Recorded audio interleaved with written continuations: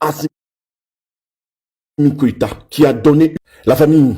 Écoutez cette révélation exceptionnelle du général d'armée Assimi Goïta qui a donné une interview de près de 40 minutes hier. Une interview très riche. Il faudra la suivre, cette interview. En entièreté, nous allons la balancer sur l'émission aujourd'hui que nous allons faire ce matin. Il revient sur le moment où la CEDEAO voulait attaquer le Niger. Écoutez, s'il vous plaît, la famille. Donc, avant de répondre à cette question, je voudrais d'abord revenir sur les motivations de la création de la Confédération. C'est lorsque certains pays africains ont décidé d'agresser le pays frère du Niger.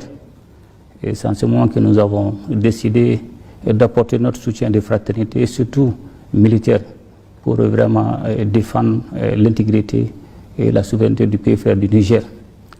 Et il faut le reconnaître que cette menace d'agression était réelle, parce que l'un des présidents même de ces pays africains qui avait décidé d'agresser le Niger m'avait appelé pour nous dissuader de ne pas s'interférer dans cette situation. Et en son temps, il m'a demandé si toutefois on était au sérieux. Et je lui ai répondu, si nous ne sommes pas au sérieux et tenté d'agresser le Niger, et vous allez voir la suite. Donc, après une heure de discussion, le président en question avait vraiment été sûr et il disait qu'il était le seul rempart pour pouvoir voir une éventuelle négociation.